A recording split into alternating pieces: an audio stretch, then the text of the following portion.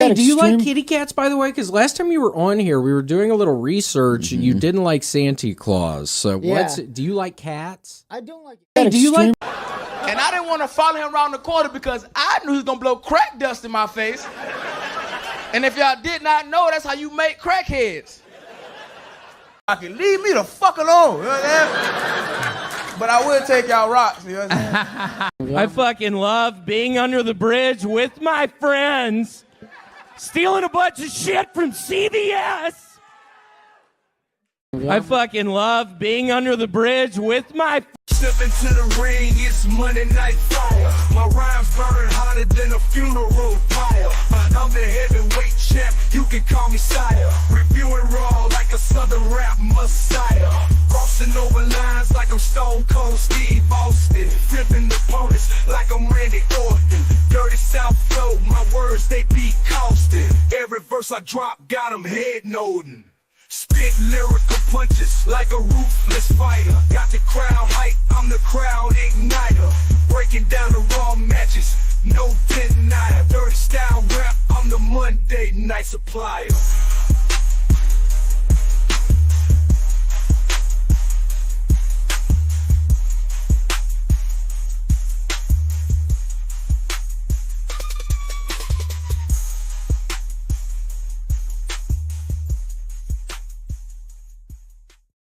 What is up, Window Lickers? It is I, King Window Licker, the voice, Joshua Joseph, and guess what? It's a Monday. That means it's a Monday Night Raw preview show hosted by me and a couple friends I have. I'm going to bring them on in a second, but I just want to say thank you for joining us. Thank you for being a part of the IYH network and always being a part of us. I mean, we have 6 shows a week. And you hear that, StreamYards? 6 shows a week. That's what you're losing. So without further ado, let me bring on some of my friends. You know them.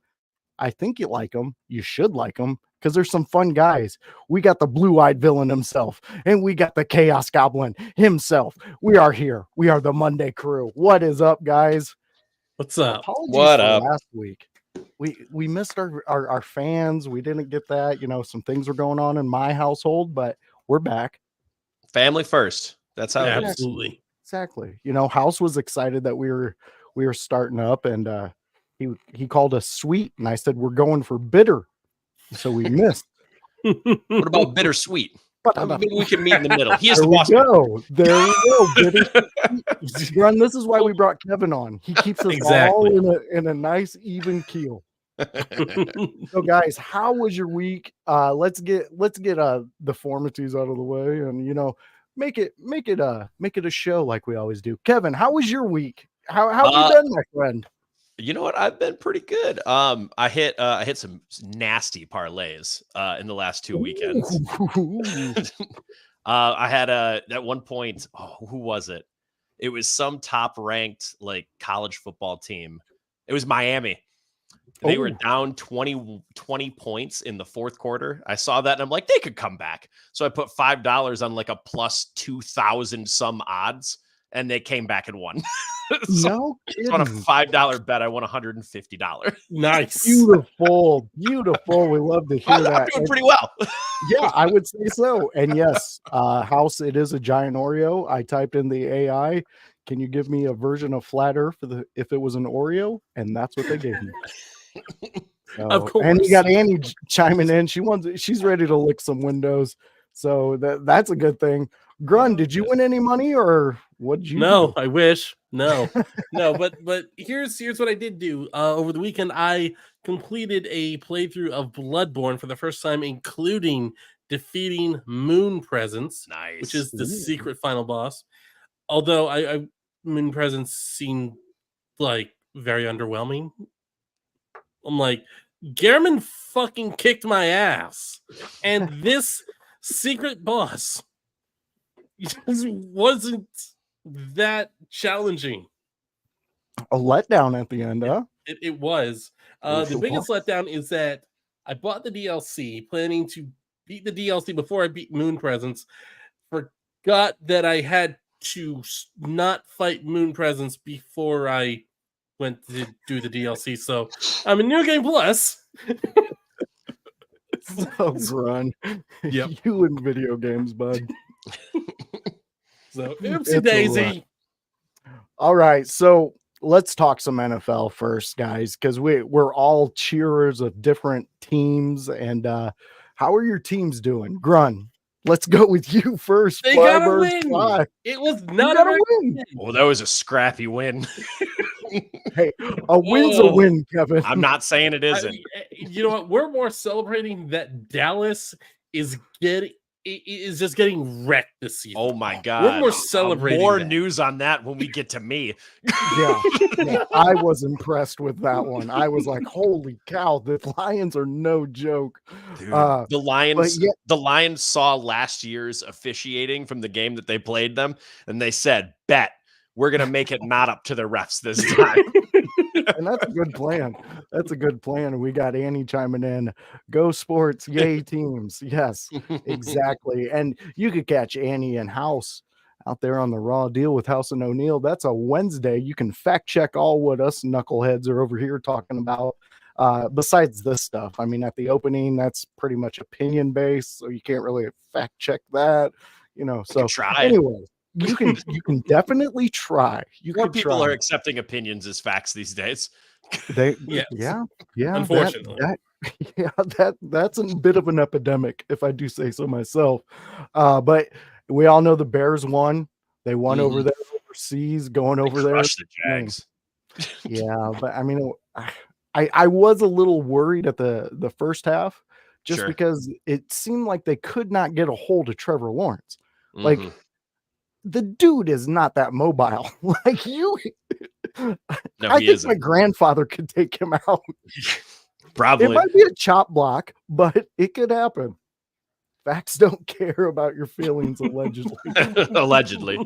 Allegedly, yeah. There we go. The allegedly part is important in that statement these days. Very true.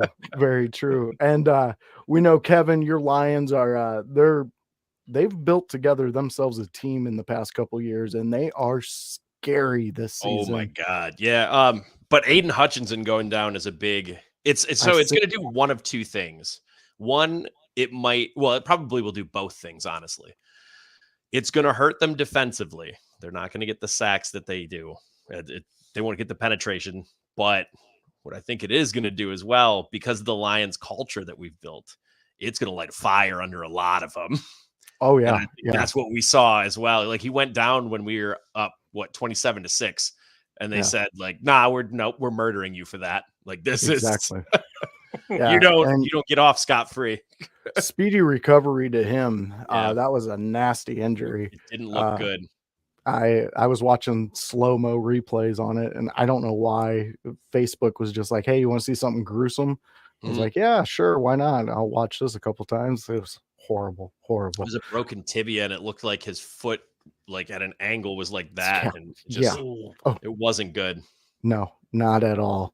Not at all. But we did have some news drop in the movie industry. So it appears, have you heard this? Have you read about this? It appears Terrifier 3 has surpassed Joker 2, and critics of Joker 2 are not pleased with the product that was put out.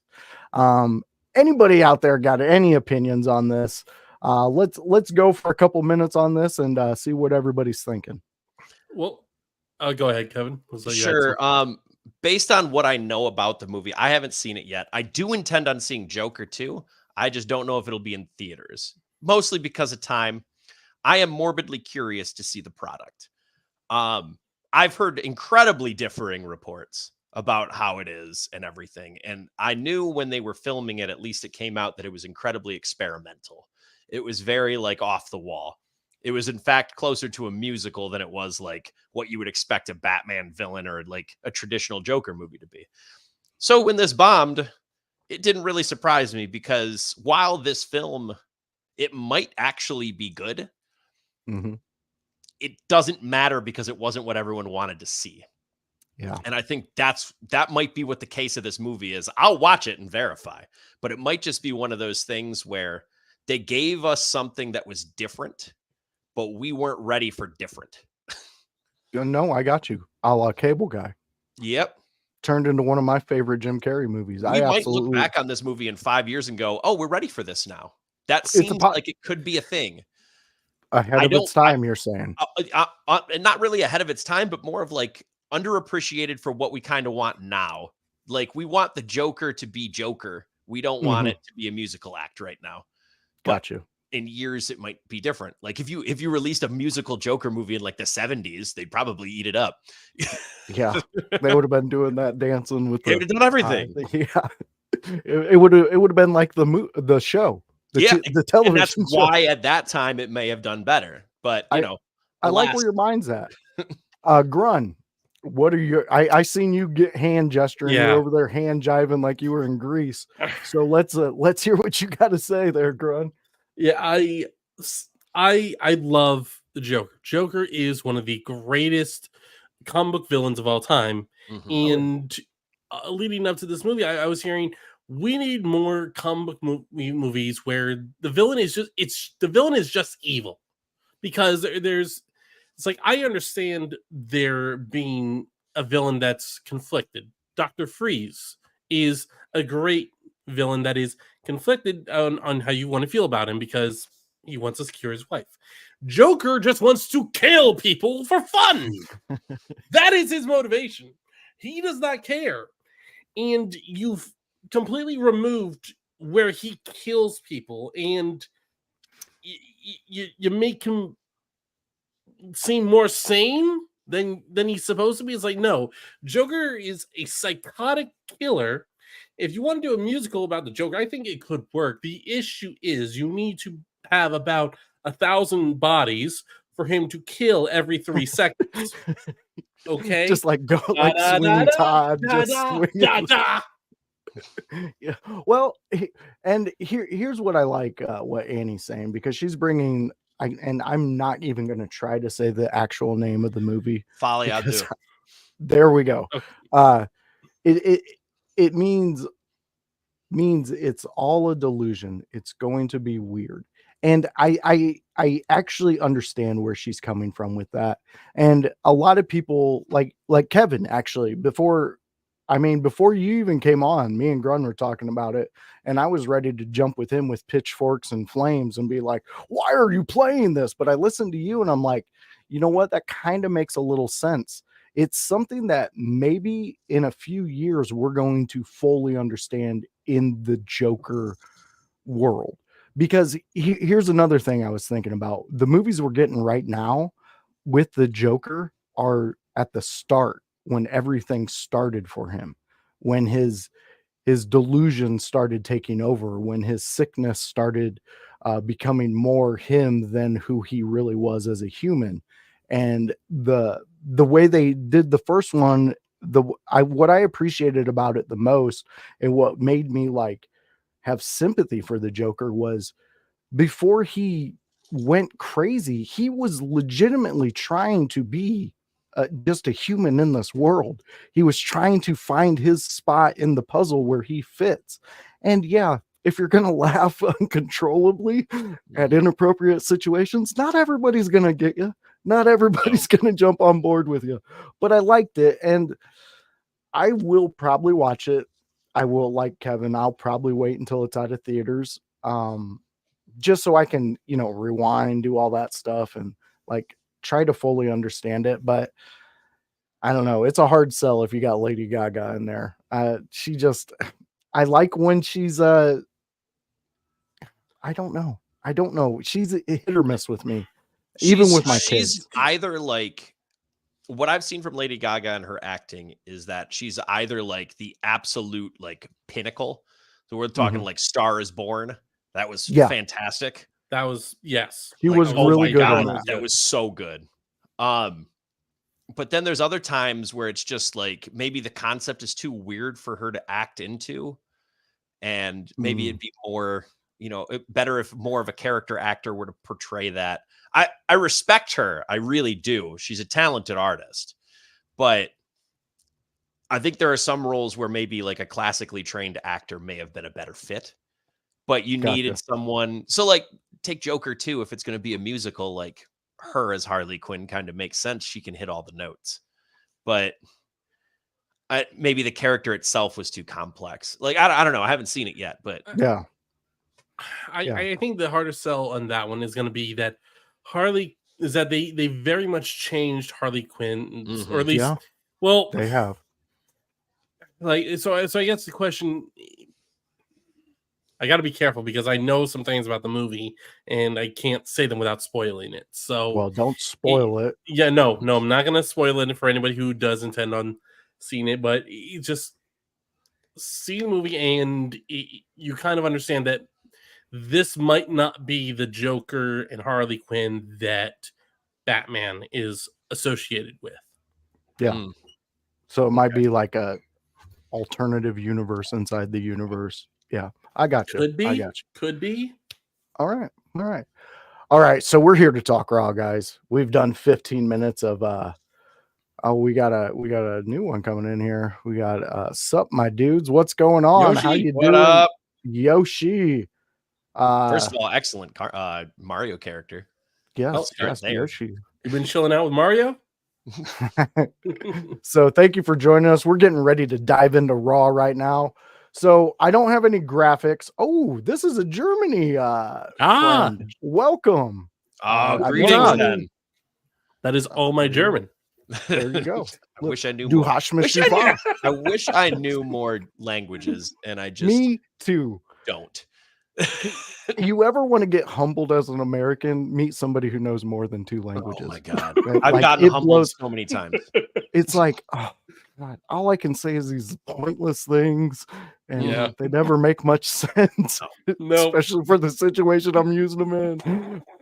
But we're ready to talk some Raw. So I didn't do any graphics. I wanted this to be just us, and just getting us talking because we Chip in a did miss chair. last week. Yeah. So Kevin, Chaos Goblin, That's me. we got to hear what you got going on. What did you want to talk about this week? So this week, and actually it carries over from last week, so we were talking about this and I thought about it. After that absolute tour de force of a Hell in a Cell match between CM Punk and Drew McIntyre, I think we can kind of assume one of 2 paths of where CM Punk goes from here. I think we can generally assume it will either be Gunther or it will be Seth Rollins right away. It looked last week like they're going to push towards Rollins, but you never really know. But that's not really what I want to talk about. I want to talk about the other guy that ate the L. Where does Drew McIntyre go from here? Now, I don't think that loss hurt him in any way. So he's positioned in the same position he was, because if you're going to beat him over the head with a toolbox, I'm pretty sure it doesn't hurt him to take the fall. No. So I wanted to raise the question to you guys. Where do you think Drew might go? Where would you want to see him go? What does he do now? Grun, I'm going to give that one to you. Okay. To start it off. So it's a tough question. It is. So I do think we should take into consideration that CM Punk has planted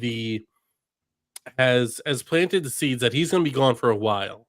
So, and given that Gunther is going to be busy at Crown Jewel with Cody Rhodes, I guess afterwards we have to wonder who is going to be next in line. Now, Seth Rollins is currently busy with Bronson Reed, so Seth Rollins could make an argument for that. But I think Drew McIntyre, at some point in the next couple weeks, makes his return. I think after Crown Jewel is a good time. Brags about how he was able to come back, take the beating, and go to hell that he did with CM Punk, but he comes back first. The guy that got pinned comes back first. The winner is still gone. He makes an argument. That's why I deserve to be next in line for Gunther. And you have Drew versus Seth, or I think, or even a triple threat. Seth, Drew, and Sheamus, because Sheamus did just win his rivalry over Pete Dunne. So I mean, like, there's a couple guys that I think you can definitely put in the talks for being next in line for Gunter. That would make sense. And you're thinking Drew would be at the top of that line. I think Drew is a good pick because I still think that we're in the. I am still going this route of Drew needs to get to the point where he realizes that he is his own greatest enemy. That there is no rival he has that is more of a hindrance to him than himself. Mm-hmm. Yeah. So I think the only potential flaw that I see in that, just to give a con to the pros, because I don't think that's a bad idea. But then who's the heel? Because I think that's where your problem's going to end up is who are we supposed to root for when Gunther is being the worst person on the face of the earth? And we just watched Drew McIntyre be the worst person on the face of the earth for the last 8 months. Yeah. So I think we might run into an issue there unless one of them turns. And I don't think either of them should. We've done so much good work to get Gunther here and hated. And we did so much good work to get Drew here and hated. Yeah. But I'll pass it to you before I give my thoughts. Their voice. What do you think? Yeah, I personally, I want to see Drew continue this psychopath run he's got. The way he basically brought CM Punk into the match with the bracelet stealing, the weeks of torment, all of that. I want to see him take that and him and Seth do something together. See, I know that Seth is. I know Bronson Reed, he came out and stomped him on them stairs. I get it. And that was spectacular. But I really think Drew and Seth going at it just like, not exactly like we did with CM Punk, but you know, I love that.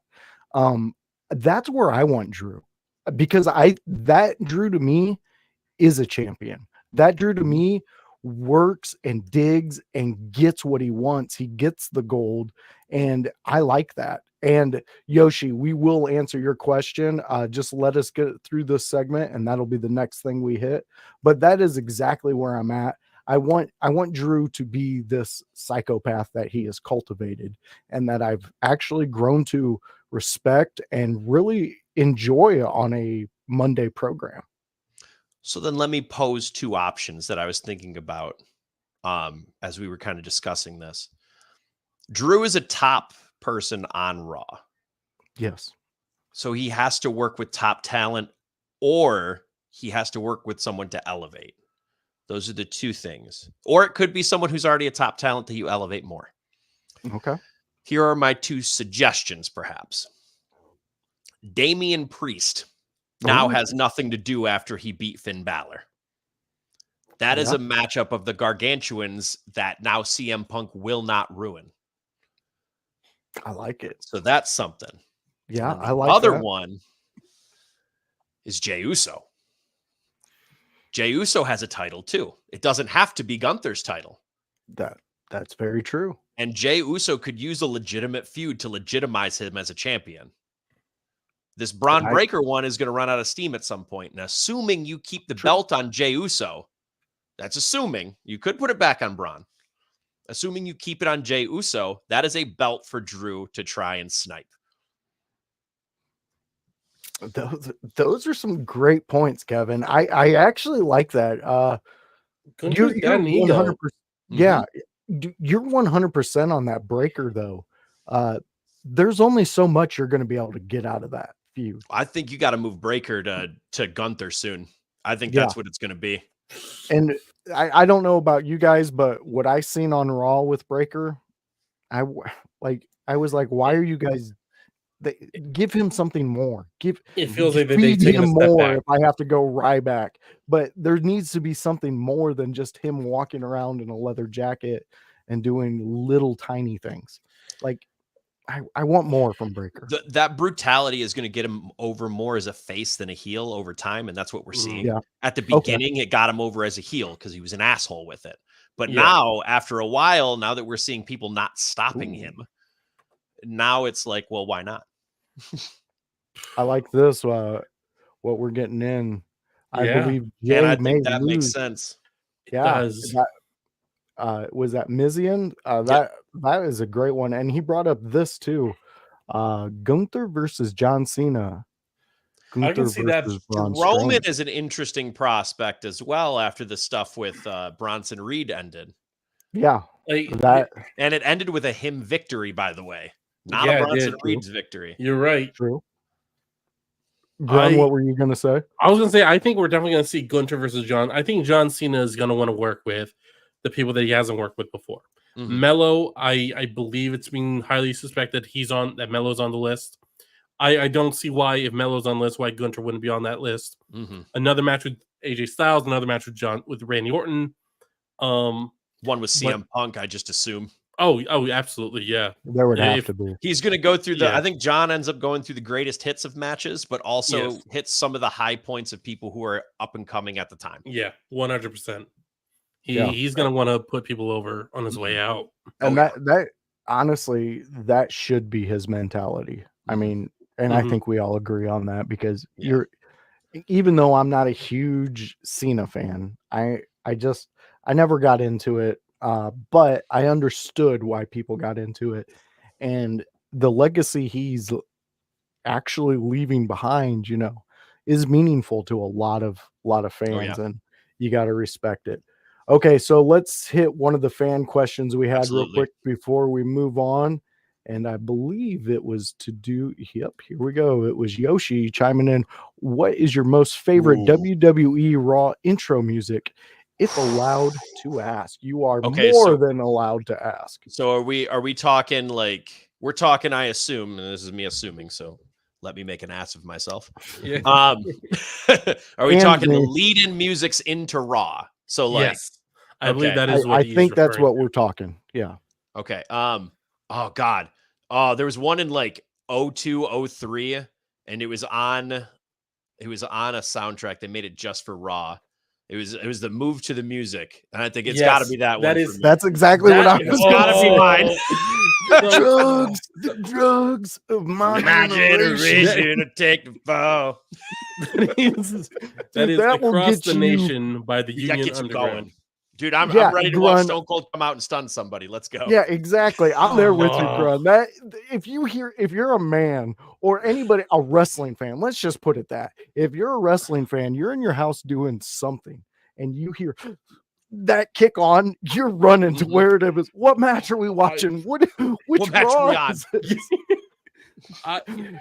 Here's my thing. I'm gonna go with the one that I grew up with. "Wanna Be Loved" by Papa Roach. Sure. That's a good Granted, one too. I probably listen at this point. I probably listen to Across the Nation more than "Wanna Be Loved." Mhm. Okay, because yeah, that is. Oh my god! If I was actually watching, like, yeah, that is a banger. That is a fucking banger. Yeah, kids, go out there Um, and listen to that before you go in for like a job application where you're getting hired in. Listen to that, get pumped, get ready to Yeah. sell some things. Oh, that'll get you going. Kevin, what were you about to say? So, because I was about to open this one up too, because there's another part to that. Because he just said Raw music, but then he also / intro music, right? Oh, Yes. yeah. There You're was true. an NXT one by Adelita's Way that always got me going. Mm. Okay. And then there was another one. Oh my god, Was that Invincible? it was Invincible. Yeah, that was. And then there that was a good one. another one. I think American Bang did it. It was Wild and Young. Yeah, that one. We That was. I think they were both NXT. They were both early NXT. Yeah, they were both NXT. Wild and Young was that was for season 1 of NXT. Yeah. When they were doing the game show style. Yup. Yup. Yep. I know all And about we're that talking one. early but- NXT but boys. what is it? We Are Won by 12 Stones. That was Yeah. a very good one. Uh-huh. Yeah, I even enjoy the old ECW TV show intro. Oh yeah. The hardcore TV. It just, Mhm. I don't know that ECW. When they do that, I don't know. Me and House, we vibe out to that Hell yeah. every Friday. I have to go with Drowning Pool Bodies. Sure. It's a good one. It's one. I mean, our army used it to blare at terrorists in buildings for hours on end. I mean, Yep. it's a good one. It'll definitely get you pumped. Real quick side story to that. So the lead singer of Drowning Pool, he ended up passing away, and the when I was in high school, it was my senior year, I believe, and I was trying to get an internship at the radio station 98.9 The Bear in town. And the teacher I had, she's like, "Yeah, we can get you in there. We can get you in there." But I didn't have reliable transportation to drive an hour every day to this place. So I had to pass. The guy who took my spot ended up becoming the lead singer of Drowning Pool after that guy died. What? Because Wow. they held a tryout and he got to go and do it. That's so And wild. yeah, Damn. it That's was insane. very wild. It was really cool. Really cool moment, just kind of knowing how close you were to seeing somebody who was now on with a band that you liked. Especially, I Yeah. remember sitting for their first album, man. I stood in line, Sam Goody. I was Sure. like, yeah, let the bodies hit the floor. Let's see what Mhm. it's gonna do. Yeah. So, real quick, Grun, what is your Yes. topic? What's Grun talking about this week? Well, we were talking about the IC title just a little bit ago, so let's keep talking about that. Jey Uso defended his title against Xavier Woods last week on Raw to start off the show, and here's what's disappointing about it: Woods dominated 98% of this match, and Jey Uso won in 5 moves, basically, and it was, and it's like. I'm all for Jey Uso being IC champion and getting his main event run. At the same time, like I am digging this Woods potential heel turn. I'm digging it. I am all in for it. I want and Jay and Kobe like, yo, dude, why aren't you shaking Jay's hand afterwards? It's like Woods is pissed because he had the match won. He knew he had the match won. That's one in. It's like it wasn't even necessarily anything he did wrong. It was just Jey Uso just got a lucky hit in and bought himself enough time to hit another super kick and get the win with the Uso splash. And that's when Braun Breaker came out, speared everybody. So I am definitely looking forward to seeing if we get a match between Braun and Xavier, because I think that can help push Xavier over the edge to the next level of aggression. Okay. I like that. Kevin, what are your thoughts on what the blue-eyed villain laid out? I think I agree with you in the sense that Xavier should be pissed because he did have most of the offense in the match. He did dominate it. I mean, it's the breaks that you get hit by 5 moves in a row and you lose. That just is what it is. Yeah. But I think the story coming out of this, and maybe I'm reading into it, maybe I'm hoping, Karrion Kross has done a lot of talking, and his talking is finally working. Yeah. It's working with The Miz very overtly. Mm-hmm. It is now working with Xavier Woods very overtly. What if Karrion pulled the strings for this Braun Breaker back turn too? So we just saw, let me remind. Yeah. Braun Breaker go to the middle of the ring Mm-hmm. and shake Jay's hand and congratulate him for being the better man that day, right? That's what we saw the week before. There was no hands thrown. And then Braun looked at Gunther and said, I'm coming for you next. Keep it warm. Then a week later, he murders the holy hell out of Jey Uso with a spear. 2, in fact. Yeah, he did. What prompted this change? Maybe somebody in his ear. I see where you're going with this. So what if we're finally slowly pulling the trigger on Karrion Kross? Okay, that's where I was going. Is this where we get where they're going to push Karrion Kross into the front and let us see what he actually can do without his band of yahoos with him. Because we're not seeing his band of yahoos with him now. No, and Absolutely not. I got it. He's the evil therapist. Because Mhm. think of how he spoke to Miz on Raw. Like, it's like a therapist. If you don't say this, you're going to be stuck in this toxic, horrible relationship. Mm-hmm. But what also hit when he was saying those things, we were hit with a Wyatt 6. We A were. little glitch. So could we be seeing the setup for what even the Wyatt 6 are going to be doing next? And if Karrion Kross is setting up these guys who, if I'm picking guys on my kickball team, those are some of the top guys I'm picking to kick that ball pretty far. Mhm. And so he's going. Is he putting together a faction of his choosing of who he deems should be running with him in a crew, and what's going to become of that? What kind of Karrion Kross are we going to get? Go Or ahead, Kevin. does it even need to be a faction? Can he just be a man that plants all of this and then dips, I like having that. plausible deniability? I think that's a better. I think you kill the I Final like that Testament. angle. Yeah, You can have completely on Wyatt board with 6 that. kill the Final Testament. I don't Do care it. if that's how they do it. Do it. Screw it. Grun's ready for that. Paul Ellering says Aiken Razor, what the hell? Karrion Kross has been cautioned that wins. We're the fucking authors of pain. Mhm. We destroy people. We kill people. Time to go do that. Go back to NXT. I don't care if they go back to NXT and murder the entire tag team roster. Like it's like people need to remind this is the authors of fucking pain. If you look at compare them to every other tag, there is no tag team the size of these two. That is a 600-pound combined tag team that should be murdering people, not losing to randoms. Yeah. Why? I mean, it makes no sense what they did with the authors of pain once they came to the main roster. Like, where are we at now with them is beyond me, because first off, it's like if you had a gimmick name, I'm the best and no one can beat me, and then you lose every day. Mm-hmm. Well, why the hell are you called this if you can't achieve this? You know, I don't get it. I don't get it. Yeah. But I really like where you both are painting this Karrion Kross picture, though. Mhm.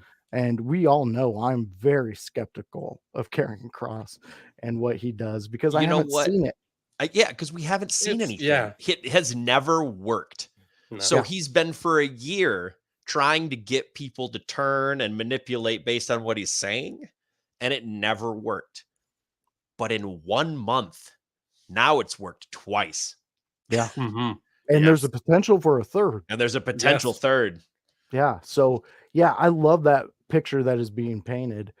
This is a great discussion. Definitely one we need to pick up on when they do put some movement with Karrion. We should definitely touch back on this one. I want to bring to you guys, because I noticed it very much so during Sheamus's and Pete Dunne match.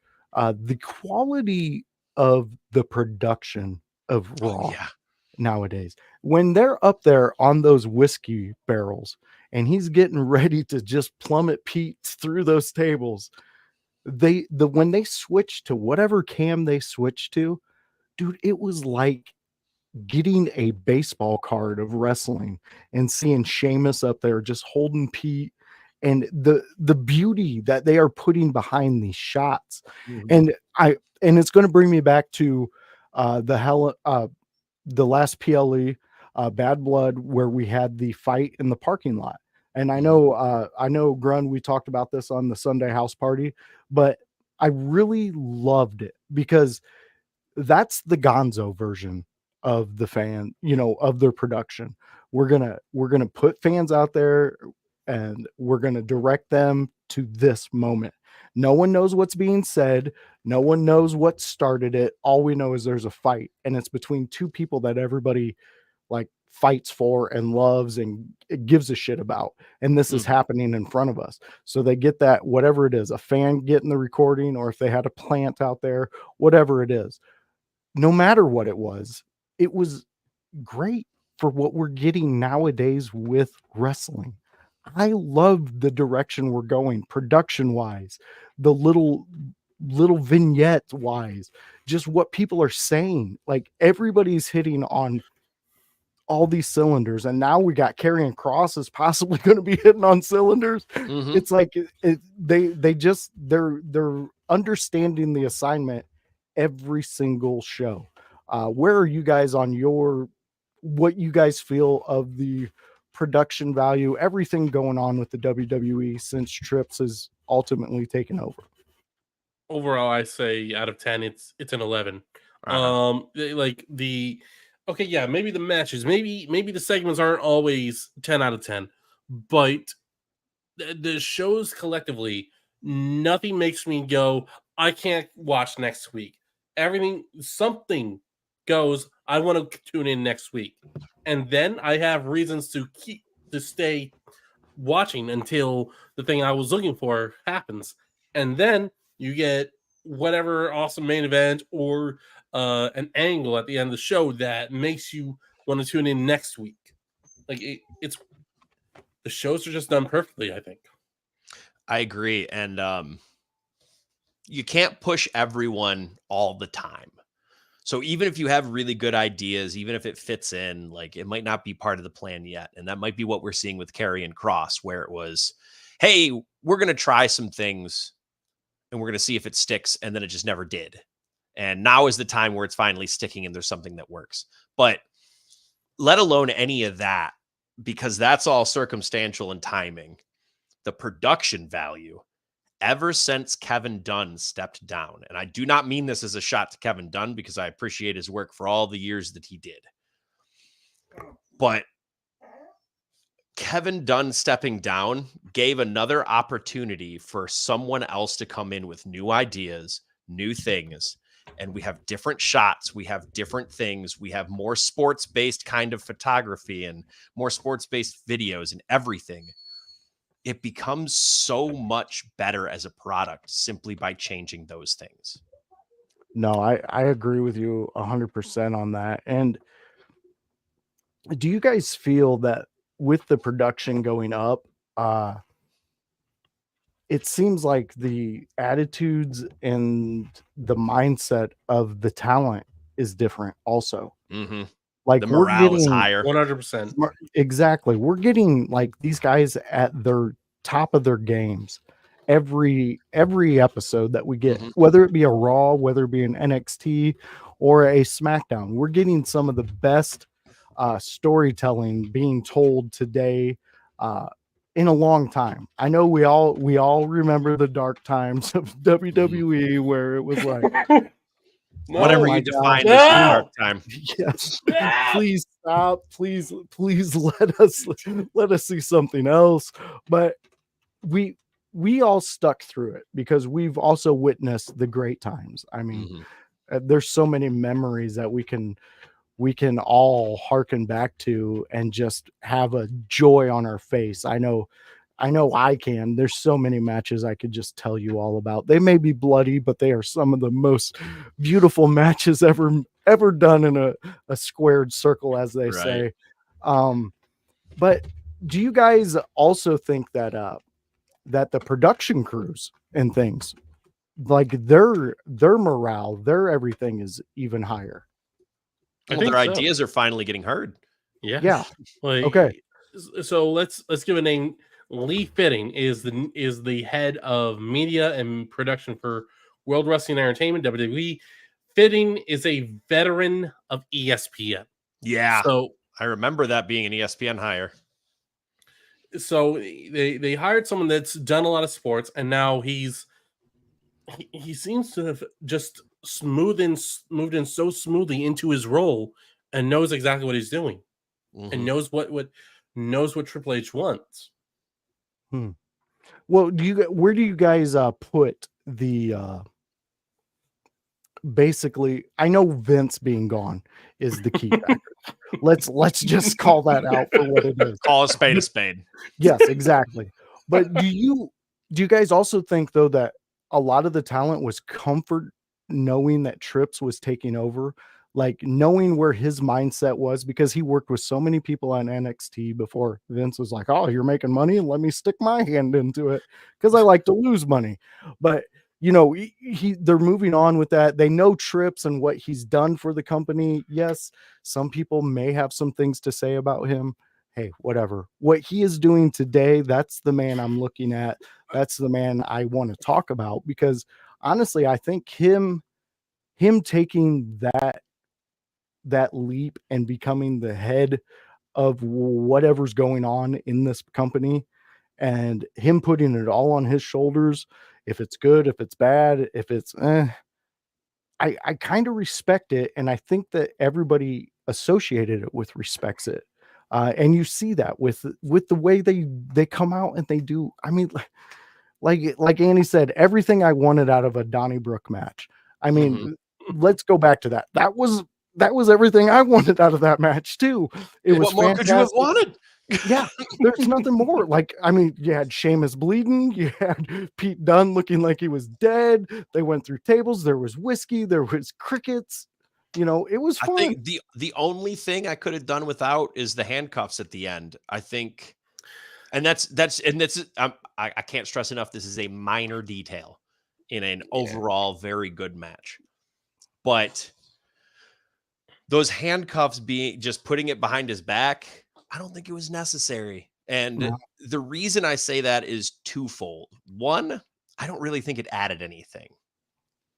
But two, and this one might be more important, the Donnybrook match was basically themed after let's have a barroom brawl, right? Yeah. Where in a barroom brawl are we using handcuffs other than the police?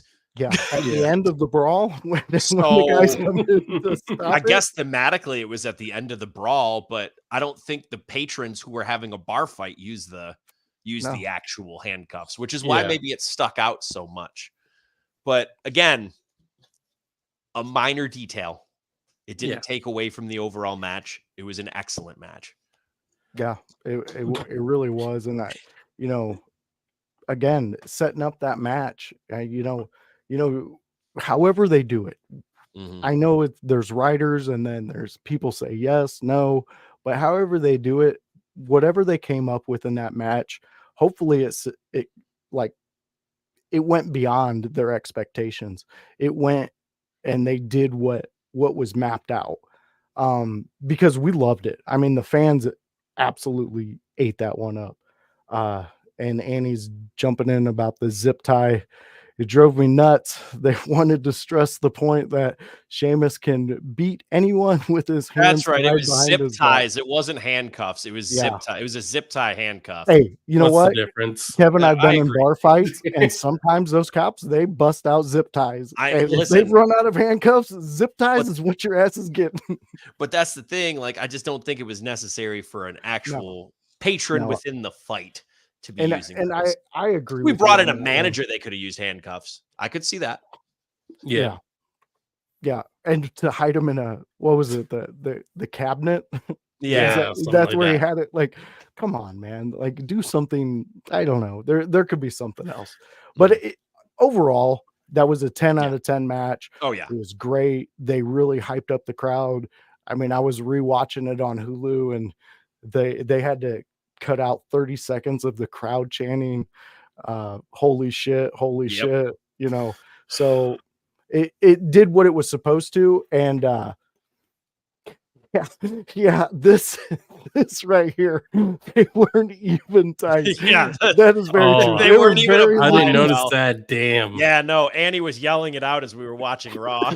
Like, they're not even tight. He could get out.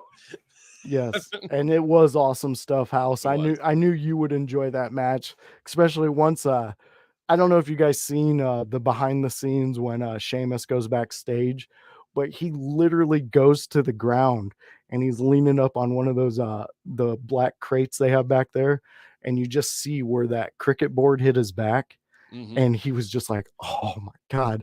And they replayed him getting hit with it. Dude, that took all the wind out of him. The wind. Oh, yeah. His back looked horrible. It looked like his back was put in a car wreck, and the rest of his body was okay. Just send it once. Let's also point something out. I don't think two American wrestlers could have taken that beating any better. I think the fact that pretty much every version of wrestling everywhere else outside the United States, they hit harder than I think American wrestlers do, or at least speaking. Yeah. Stylistically, Japan generally hits the hardest. Yeah. I buy that. I don't know if any of you are well versed in your New Japan or All Japan or anything like that, but boy, there's a reason that their careers don't last as long, and they have to take less bumps later, and they have to retire. Like Hiroshi Tanahashi right now, I don't know what age he is, but he's basically walking on stilts. Like he doesn't have legs anymore. Man, they beat the shit out of each other, and it is for the Japan is much more of like, this is the art form of wrestling, so we want to make sure we can get through everything of it. Whereas American is much more storytelling, much more story aspect, where Japan is like, well, this is sports based. I want the title. I'm going to beat you up. When they add story, you know they care because they don't do it all the time. Yeah, I agree. I mean, from watching back when I was younger, wrestling just got way too much, so I had to like figure out which I was going to watch and which I wasn't able to. Yeah. We got Annie jumping in here telling us 47. Born in 1976. Yeah. So, damn. He's been a broken man for about 3 or 4 years. They're running an angle where he's the president of the company now, so he doesn't have to wrestle as much. Yeah. Well, that's a good way to save some batteries. I'm saying. Yeah, and I know what you're saying with the storylines when they put them in there. That means they actually give a shit about what's happening in there. Yeah, I mean, hell, we got some awesome matches from over in Japan with Cactus Jack and Terry Funk and the old C4 matches. Brother, look up anything Stan Hansen and you won't be disappointed. But I will check that out. I enjoy that. And fans, I hope you've enjoyed this edition of the Raw Preview Show, brought to you by In Your House and the Window Lickers. So we always have fun. We always have a great time, but I know you guys also do stuff outside of this little bit of insanity. So Kevin, why don't you let the people know where they can find you and what you do? Ooh. Well, I'm a professional wrestler leaving more of Michigan now. Speaking of which, on Thursday first. Ooh. Thursday, I will be making my return to City Championship Wrestling. I got the call from Mr. Chris Moore. He needs me there, and I don't really know what I need to do yet, but I'm going to be doing it. Saturday, I'm at Neo Pro Wrestling. I don't remember exactly where it is, but it is in Ohio. Neo Pro Wrestling is very good federation down there. And then on Sunday, I am at Sanctuary Fight Club in Hamtramck, and I will be facing the Dub Club with my partner, Sean Tyler. And we'll be having a nice tag style match. Other than that, you can, of course, catch me right here at the In Your House Network with the Window Lickers, but also with my boy P, my boy Paragon, where we sit you down, we have you lock in, we have you lock up, and we give you a little bit of knowledge, especially for people out there watching who might be wrestlers, budding wrestlers, anyone who wants to learn a little bit more about the business with our show, Dear Pro Wrestling. We just got a fancy new logo. It's shareable. It's real nice. It's going to look real nice on that merch when we get ready. And we help you kind of think about more of the business and think about what we can give back to do anything with that knowledge. On the off chance as well, these days, I haven't been able to get as much streaming in simply because of life, but I also have a Twitch channel, Kevin Calloway Pro. I just got Silent Hill 2, and I do want to do a stream with that at some point. Ooh. And by the way, I played some of the remake already. If you like Silent Hill 2, you have to buy this game. You have to. You have to buy this game. What if you never played? If you haven't and you like horror games, you need to. Like, this is a tour de force remake of a masterpiece classic.